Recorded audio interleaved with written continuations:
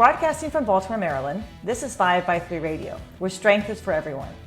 I'm your host, Emily Sokolinski, owner of 5x3 Training, a strength and conditioning gym in Baltimore, along with my co-host, Rebecca Fishburne, founder of Cornerstone Strength Maryland.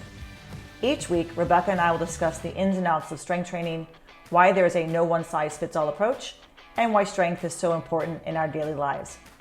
Thanks for spending some time with us today. Now, on with the show. So I wasn't sure, we didn't really talk about a topic for this one. I know we talked about the protein thing, but I don't think either one of us really has done anything with that. So forget that one. What I sent you was your comment to me after you read that one, that I sent you that article about Squat University. Bottom line in that explanation, I think it's you, is insecurity and scarcity thinking. People thinking they don't have enough, can't lift enough, just plain aren't enough. So I wonder if we talk about it's a little psychology, right? It's a little bit of what are we doing? What was this? I forget what the Squat University thing was. It was an old article.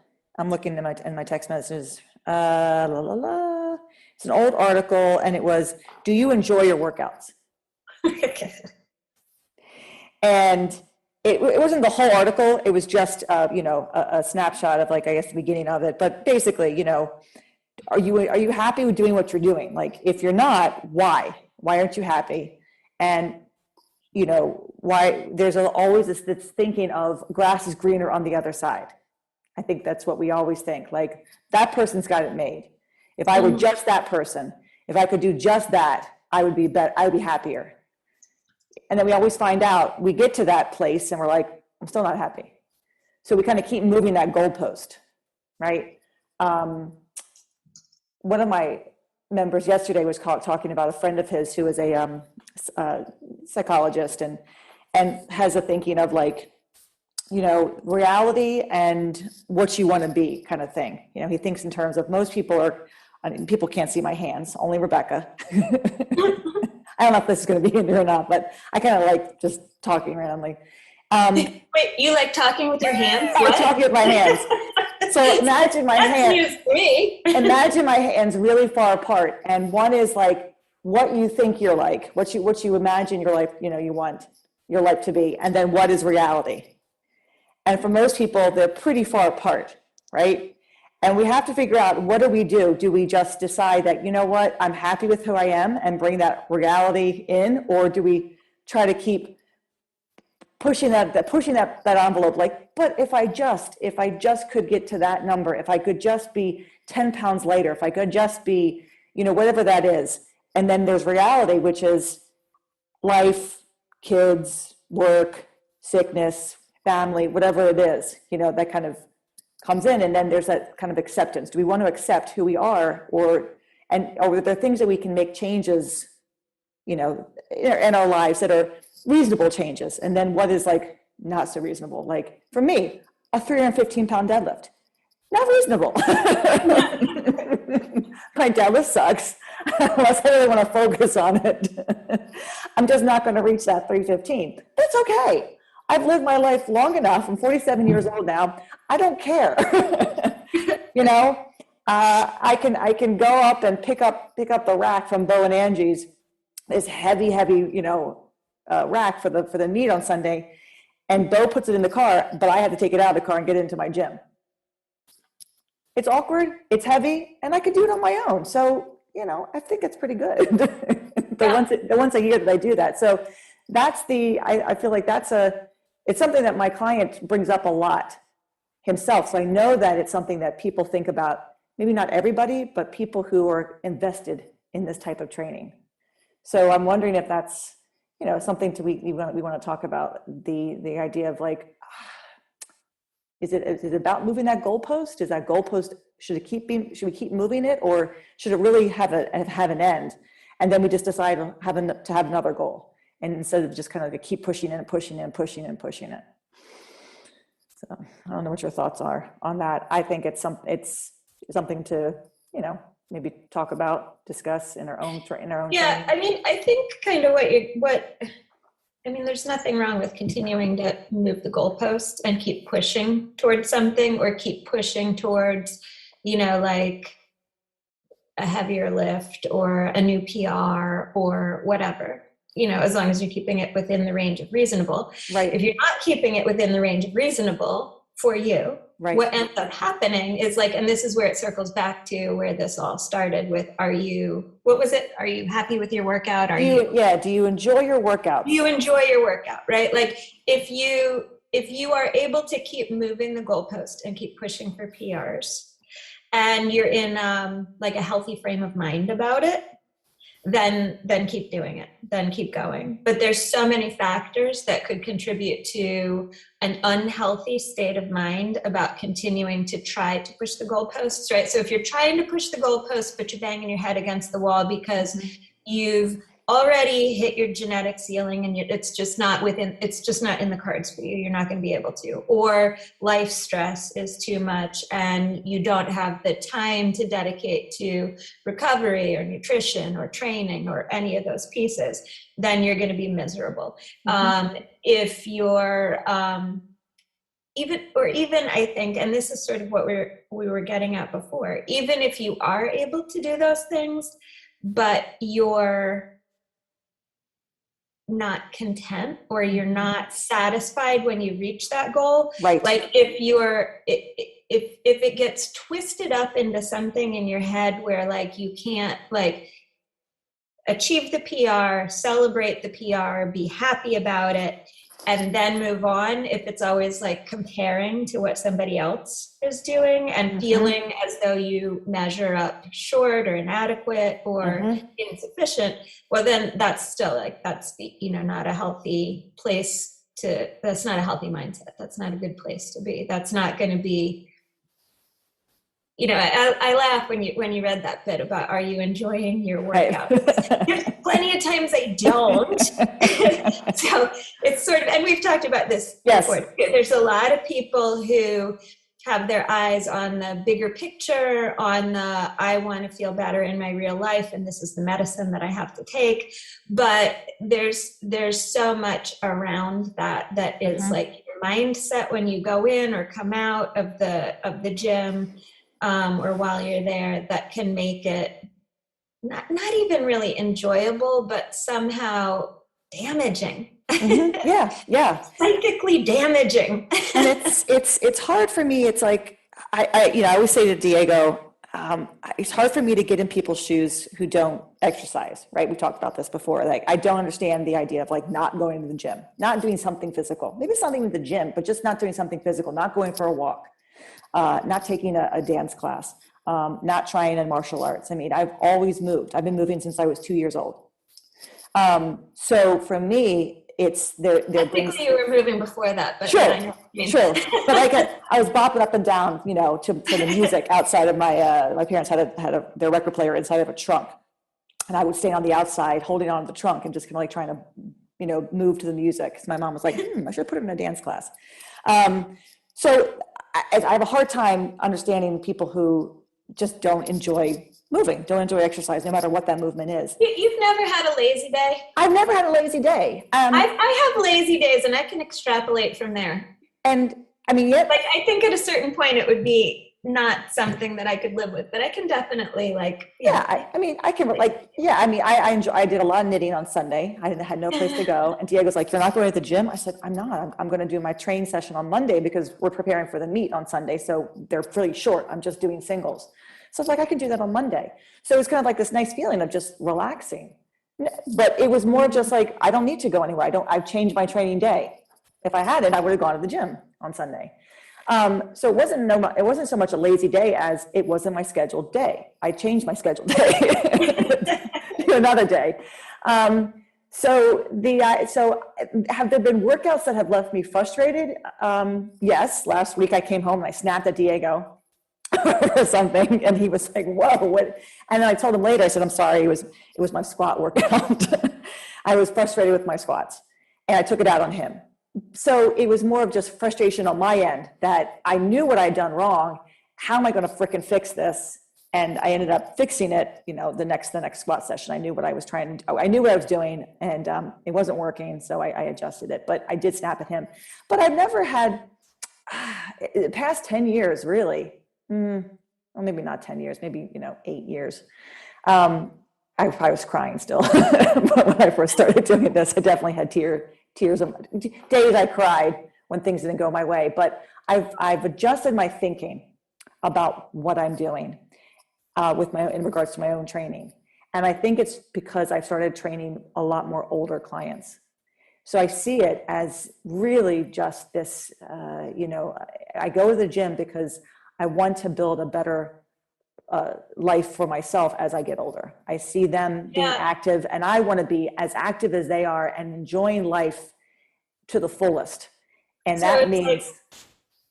like what you're describing is like you've gained a different perspective, absolutely. Right? Like a longer term perspective. And like a lot of times people are just caught up in the moment, like whatever they're... Yeah, and I have to kind of keep reminding some of my clients that, like, why are you here? What is, I know the purpose for why I'm here.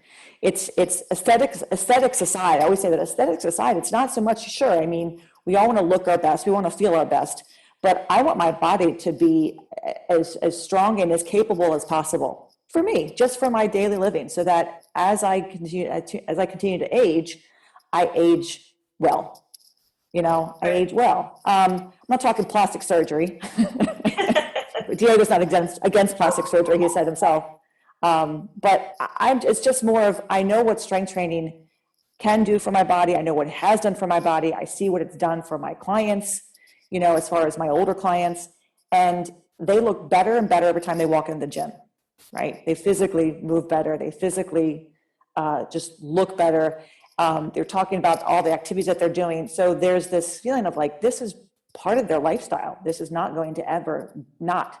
You can see it. It's like they moan and groan about it, like, oh yeah, I can't wait to get out of here. But they still show up. Right. They still show up. So no one doesn't not enjoy their workouts. Do they wish they could get the benefit of it without having to squat a heavy? Oh, sure. I'm sure they would. But they know that they put the work into it. They're receiving so much on the other end. So most people, and I mean, I see people always with smiles on their faces, or at least just like, even the people who don't smile a lot, there's still this kind of this like feeling of like, I did that weight. Like I'm feeling good. I've got this today. And then there are others who are just constantly like, beaming the entire time that they're training. So I haven't experienced anybody who's hated what they're doing. And I know that for me personally, I've never hated my own workouts. I've been frustrated, but I haven't hated going because I don't have to drag myself, So I see that, my clients, none of them hate what they do. They don't, no one's ever talked to me about comparing themselves to other people. And I think that's just something that's just the atmosphere of the gym too, that we create. Everyone applauds people's gains. People applaud their PRs. There's like this whole feeling of like, we're all here doing the same thing, trying to do the same thing, and we're all going to be there for each other. It doesn't matter what that person did or what that person is doing. We're all here trying to do the same thing, just get stronger. Yeah, that's a matter of understanding that, like, I mean, it's like everybody there at the gym is in competition with each other. Exactly. As opposed to against each other. They're competing with each other against like their best self or what their previous PR was, or what is the best that they can do, as opposed to, trying to show somebody else up. Right. And there's, I mean, it's a lot of commercial gyms. Everybody has their headphones on. No one's really there for each other. They're by themselves doing their own thing. Yeah. And then I imagine there are other places where there is maybe a little bit more cliques, where the people who kind of are gravitated towards one area of the room and they're, egging each other on, and other people kind of feel left out. We have people who talk more than others, but everyone's always just kind of like milling around, talking to everybody, kind of just focused on what they need to do. And so when I have people who do come to me, and they're very few, and I think it's definitely a personality trait. those who really want to push themselves and get frustrated when they can't do X due to whatever limitation it is, age, I want a bigger bench, but my arms are 20 feet long. Well, we can't cut your arms in half. I have very few people who have who really feel let down by what their bodies are. Does that make sense? If I had only been born with a longer torso and shorter femurs, then I could squat better. Well, yeah, sure. But you weren't. So you got to deal with what you have to deal with, and you make the most of it. I think some people have a hard time, kind of reconciling with that. So you're talking about people who are a little bit more competitive. I think, there's not to say that there aren't people at 5x3 who are working hard and trying to push for PRs and competing in various events or whatever, but that's maybe not right. That's not the culture of the gym. It's not a gym that's trying to produce a lot of world-class powerlifters or something like that. Right. So I think this one individual is just very much it's very much about him. I mean, I think it's just his own personality. But I don't see that too much at my gym, but I definitely see that on the internet. You'll see that on Facebook pages. You'll see that on pages of people kind of, bemoaning their fate of, wow, dude, work with what you have. I mean, what can we say? I mean, no one's going to be, like Jordan. No one's going to be able to pull like Baraki. I mean, you can work to that level, but that's who they are. I mean, it's they were in the front of all the lines for all the things, right? I mean, you can aspire to lift that kind of weight, and maybe you'll get there, maybe you won't. But I think it's always aspire to just do the best that you can do. Show up, consistently train, put the work in, put the effort in. But no matter what you get out, it's what you put into is what you get out of it. And I can deadlift till the cows come home. I'm not gonna have a deadlift like yours. That's just what it is. Do I ever bemoan my fate? You don't have as much distance to travel. I mean, I don't have as much distance to travel. I put that backward. No, I have a lot of distance to travel and everything. So I mean, but it's. I mean, for you as a coach, and for me as a coach, I mean, we've talked about this. Our job as coaches is to make other people stronger and better, and to help them find their true potential. So, when people want to hear us bemoaning, like dragging our feet around, going, "Oh God, well, if only I had," man, we wouldn't be good, successful coaches then. It just, Yeah. So, do you find though? I think sometimes people start out maybe in that mindset, and the people who are maybe I've worked with people, and maybe that's, I'm not in the same gym culture as you've kind of created and maintained at 5x3, but I get people who are concerned about or primarily focused on their outcome. I had somebody starting out with barbell stuff about a year and a half ago, who had done a lot of research and was looking and had found one of those things on T Nation, like how strong are you, that sort of thing. Yes. And was very concerned that her squat was, according to this T Nation article, was only in the thus and such percentile. And so she was only a little strong instead of moderately strong or very strong, or, that kind of thing. So, I mean, like you're saying, there's definitely information out there to feed that mindset. You definitely see that different places. I mean, I run into that with clients. And it's a matter of trying to help them focus on what they are able to do instead of focusing on what someone else is able to do. And focusing on, improvements or small gains or the process, or, like you're talking about, having worked with older clients, developing a longer range perspective of what the goal might be. So just sort of helping people with a mindset shift from something that they may have come in with, thinking that they need to achieve a certain level in order to be somehow acceptable, in order to be strong enough, or in order to be considered fit enough, or whatever their criteria is. Right. And I actually have somebody right now that does a lot of self-deprecation, like an online client, and pretty much every comment about an exercise or a workout has some reference to amount of body fat, her perceived weakness, not what she has done in the workout or what she's been successful with, but always what she's not done to her own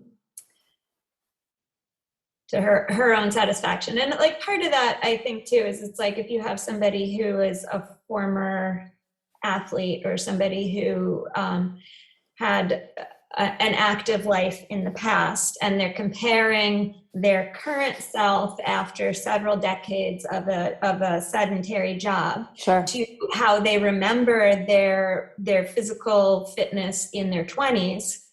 That's an adjustment. That's a big adjustment. And that's basically, the struggle that this individual is going through. But it's so painful to listen to, and finding that sort of like, hey, can you tell me something positive about what happened in this workout, without coming across as preachy or Pollyanna-ish or something, because it's a real struggle for this person. And I don't want to diminish it, but I don't want to encourage it.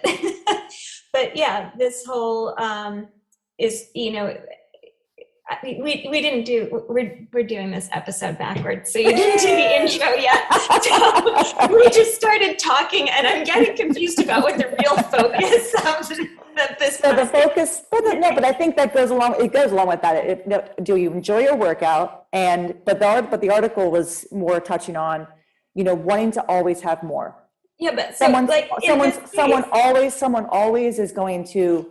Someone's always going to be stronger than you. Someone's always going to be stronger than you. Someone's always going to be thinner than you. Someone's always going to be bigger than you if you want to be bigger. Someone's always going to have better arms than you. I mean, you have to acknowledge that we're all individuals. We're all different people. And some people have more means than others, let's say, to be able to achieve those. Fine. But it's and sometimes we get caught up in that self-deprecating, and we have to see the bigger picture. And I've spoken about this. I don't know if I've talked about this, in any of our podcasts, but I definitely talked to people about this in regards to Charlotte and when she got sick. And I definitely stepped back and took a big look at my life and what I'm doing. And it was right when the gym opened. so I've had 10 years to think about this. And it was kind of like this feeling of like watching somebody dealing with a disease that she can control, or she's trying to control, and it's eating away inside of her silently, and yet still managing to, go for runs and, get the kids off to school and hang out with me and come to the gym when she felt good, and acknowledge that she still had this body, and even though she was fighting against her, she was still pushing through, and acknowledging the days where she had to rest and the days that she felt good doing something. And I think that we have to sometimes stop and realize how much we do have, the gifts that we do have, the bodies that we do have, the life that we have. And if we're always striving to have something more, and we're never happy with what we have, I mean, there's only so much you can really say to somebody, who's constantly talking down to themselves. That's going to be, it's very hard. And I kind of always just kind of bring up Charlotte. I'll shut somebody up real fast. But it's, I think that might be unfair though.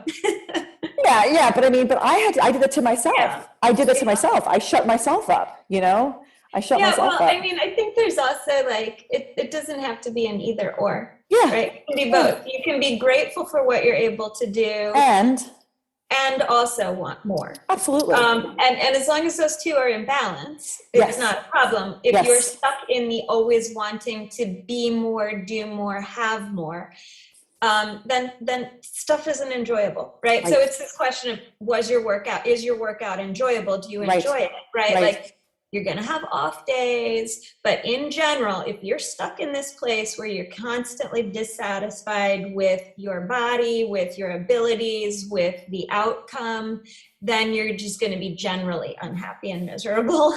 And that's not a good place to be. And you got to figure out what needs to change. It might be the workout. It's probably got a lot to do with your mindset. It might show up in other areas as well. Wanting to achieve more, but being grateful for what you're able to achieve, and kind of keeping those two things in check. Yeah, I mean, I think I was like, if you sink too far to the other direction, I'm great just the way I am. I'm sitting here eating pizza on the sofa, watching the third movie in a row, and this is cool. There's a balance in life with everything, right? And there's a balance in life with everything, and sometimes sometimes we're off balance, and sometimes we need help to get ourselves back on track, and sometimes we can do that for ourselves. And I think as a coach, that is our job. Is so many. We wear so many hats. We've talked about this. I take off my coach hat. I put on my psychiatrist hat. I take off my I take that hat off. I put on my physical therapist hat. I take that off. I put on my my daughter's hat. Kind of thing. I mean, so we're constantly having to navigate different personalities, different needs, different wants, and try to kind of keep everybody the same. As in, what, you're here. Why are you here? What's your reason for being here? I know why I want you here. I know what my role is as a coach. I know what my role is as a mentor, or as an instructor. You have to meet me there too. And if you're not happy with the program, let's talk about it. I've had many of my clients, I've changed their programs because they're not satisfied. It's not that they're not satisfied with the coaching they're just, something's missing. Right? They're something else is going on in their life, and they need a shorter program, or they need more diversity. They need more variety. They want a little bit more conditioning. They want a little bit, hey, I want to keep you here. I want you to enjoy what you're doing. I want your body to be happy with what it's doing. Mostly, if this is going to help your mindset, let's make some changes. It's never a and or. You're either here doing this or you're not here. It's, that's not how I operate, but you can only make so many changes to a program until you realize, maybe I just need to not do this. I'm not happy with this. And it's not even the program, it's something else going on. Well, I can't help with that. Right. My coaching has to stop somewhere. I'm not licensed to deal with other things. You're not the life coach? I'm not the life coach.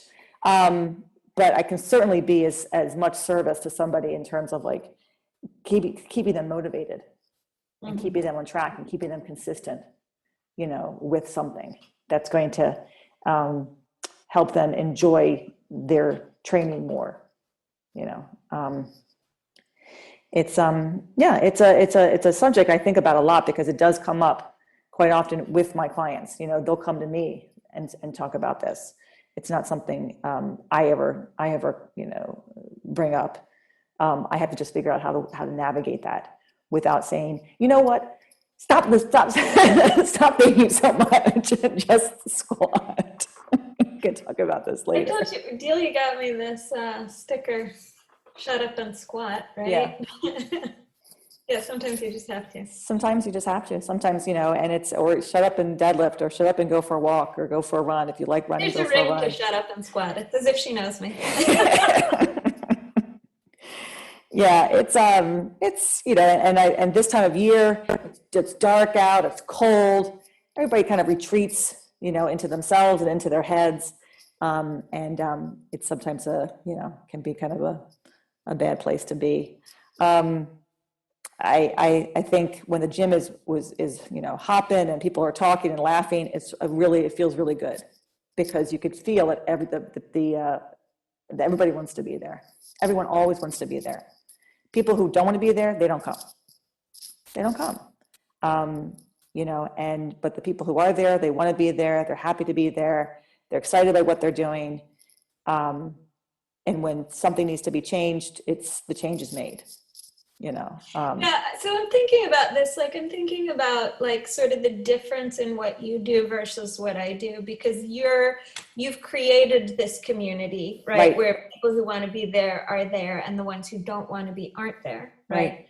But working independently as a personal trainer or an independent coach who doesn't have a gym, I actually get a fair number of people who are the ones that don't want to be there, right? They joined a gym, that didn't work for them. They need somebody else who's a little bit more involved. So I feel like what you're describing sounds very nice, but I have a lot. I actually, I have quite a few people. I have several who want to be there and love it, and working one-on-one as opposed to being part of a gym just works out for them because they have the rack in their garage or their basement. They're motivated to do it, and they just want some guidance or some feedback or whatever. And then I also have a number of people who probably wouldn't be there if they hadn't made the appointment. Right. I mean, I think that, the clients who come to the gym are the ones who want to be around people, right? They want to be involved. Even if they're kind of quiet, they still have that. They still want to be around, in an environment where there are other people doing the same thing that they're doing. And they also want the coaching, right? They're coming for that too. They're coming for the programming. They're coming to make sure that they're staying accountable. But they don't need that one-on-one. They don't need that. They can train in that environment. And then others want the one-on-one because they like the attention. That's the only reason they are coming, because they get that attention from the coach, and that's what motivates them. Whereas for some people, it's the group, and other people are motivated to walk down to their basement and lift without needing somebody to kind of push them along.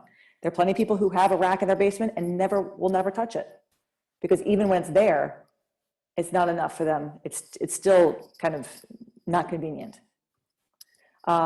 Then that's where it's was this the right program for you? Would you be better off in the gym with other people? Or if that were the case and you don't go, then maybe really it's not the right program for you. Maybe there's something else that needs to kind of inspire you and motivate you. And that's okay too. That's okay. I think we always get caught up in this idea of the only way to, but we have to, I'm constantly having to tell people don't have that thinking. That thinking is so, what's the word? Having blinders on, where it's the only way to do something. And if you're not doing that, you might as well just give up. Then then that's going to make you unhappy too. Yeah.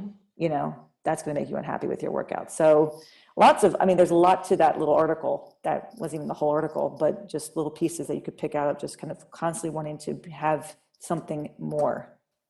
They talk about a neighbor having one car, or you having one car and your neighbor has two cars. Your neighbor has two cars. So why don't you have two cars? It's that constant feeling of if I have more things, if I have more stuff, if I'm stronger, I'm going to be so much happier in my life. And then you get to that point, you're still not happy.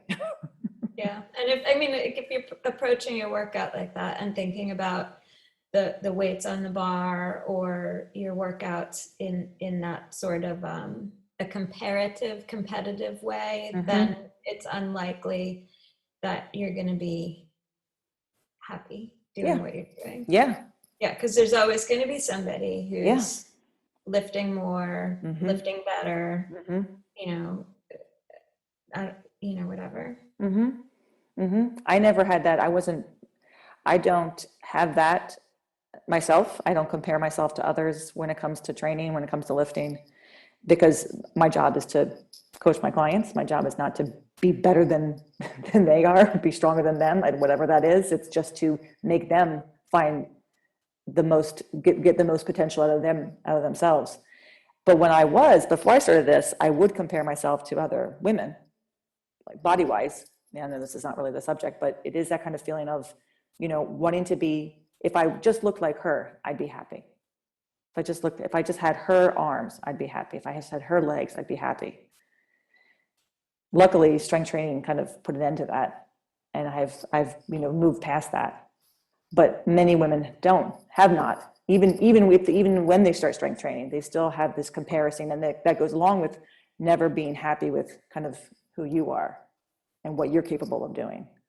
And, you know, the changes that you can make, sometimes we need to make them small. We need to make small changes. We can't do it all at once. If we really do want to make a change, then we need to make a change, or we don't need to, but we want to. I mean, that's okay. But it's those two hands, right? Way far apart, and trying to kind of bring them together. And I don't think anybody is like hand to hand. I don't think anybody has their life like completely in balance. I'm not. Well, you get one piece lined up and something else. Exactly. It's like that kid in your class who's always mouthing off. You kick him out and someone's out. There's another kid ready to take his place. It never works out. You think if I can just get him out of the class, I'll be happy. And then there's the other kid. You're like, crap. Now I got to deal with this kid. I thought he was the problem. No, it's not. So it's sometimes it can be a kind of a little gerbil or hamster in a wheel, spinning and spinning and spinning and spinning.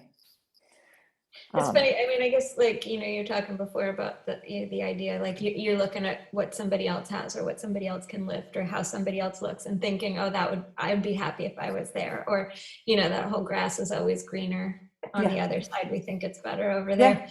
Just reminds me of like that Soundgarden outshine. The grass is always greener because that's where the dogs are shitting. So like once you actually get over there, it's not as great as you thought it was. And you step in it. Now your sneaker stinks. You step in it, it's all over your shoes, and then you slip and you fall in it. Yeah, it never works out. I mean, it's you think that like, oh, if I just pick up that weight, my life will change forever if I hit that number. And then you hit that number and you're like, okay, nothing's happened. I'm still the same. I'm still the same person. Miserable person that I was before. I told Diego I was training for the meet on Sunday. Then this podcast is going to come out after the meet, of course. But I'm not going to hit any PRs in training on Sunday, but I'm definitely hitting meet PRs on Sunday. That is my plan. I told him, I was like, doesn't matter what I've hit more than this in training, but I've never done this in a competition. And that's what's exciting to me, is I can say, if I hit those numbers, they will be meet PRs, and one is a weight that I haven't done in 4 years, So, I mean, it's like, there's this kind of feeling of, I mean, I've been training for a long time, but man, my training has been up and down and all over the place. I have a job. My job is not to lift. My job is to coach. Ironically. Right? I'm not getting paid to lift. So I'm excited about that. I'm excited that, these meet, it's not a sanctioned meet, but it's still, and for me, a performance in front of people with new weights. And to be able to say, man, I finally hit that in competition. So that's fun. I liked Ryan talking about the competition yesterday with somebody, and he was just so like, it's so casual, it's so relaxed, it's going to be so much fun.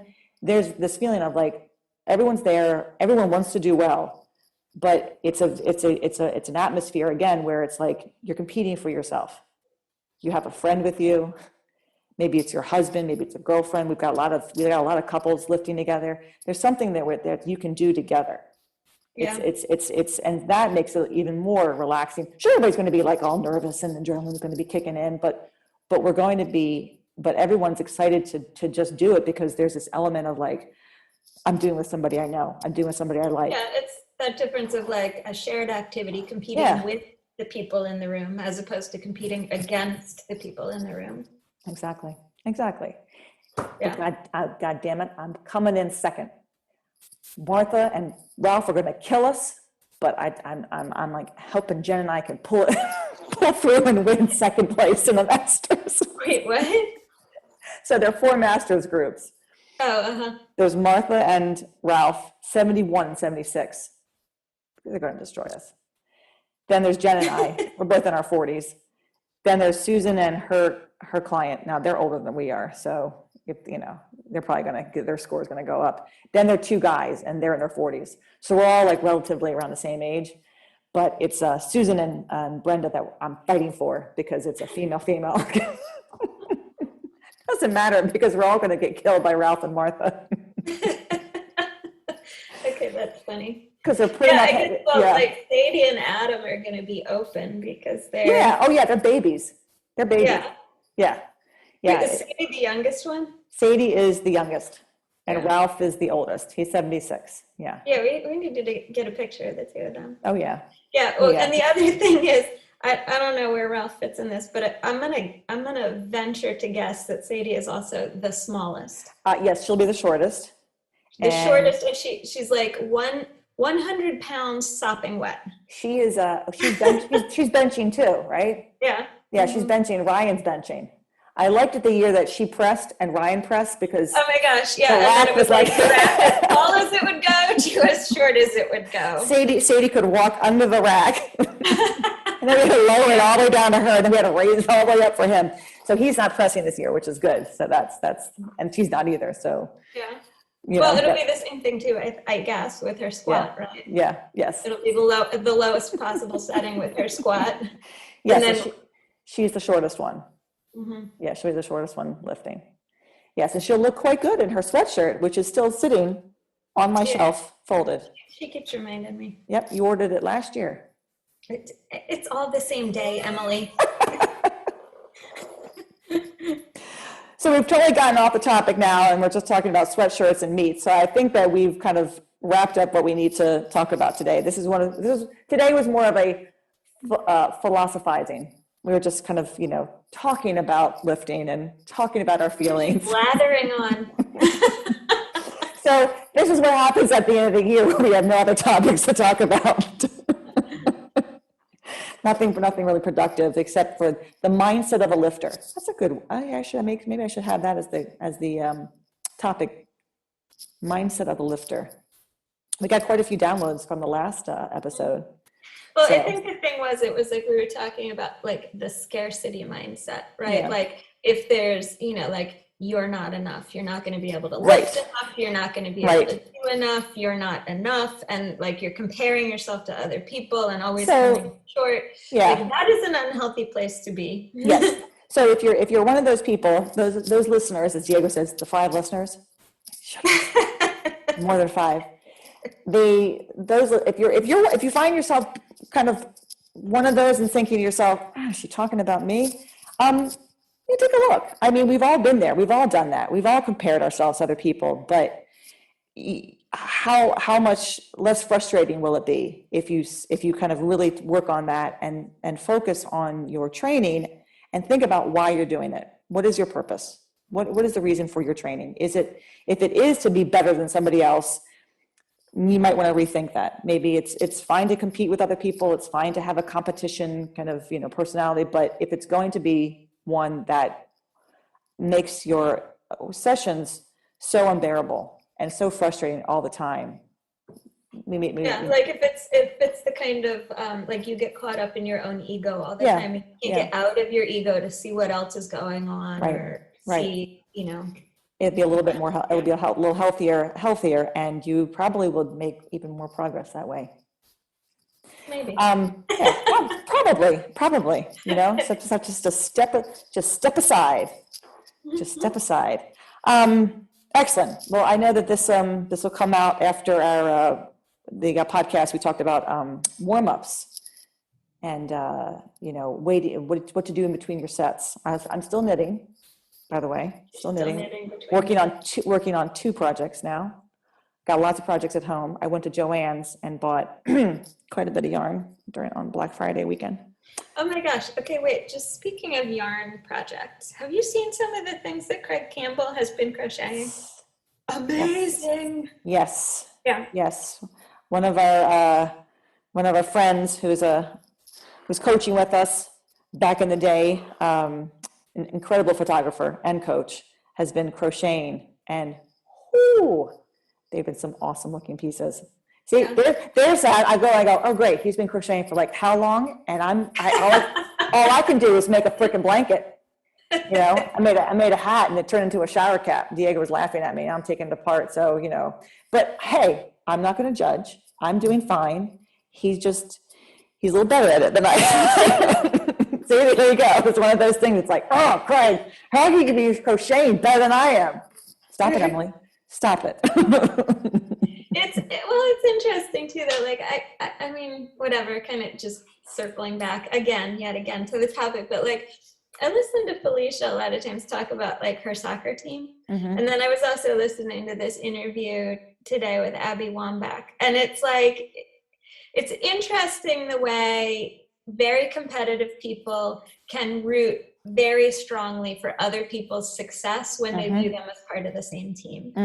You know, and so it's a matter of who do you see as being part of your tribe or your team, and are you rooting for them and uplifting them, or is it somebody that you're always trying to like one up, right? And so that's on her soccer team.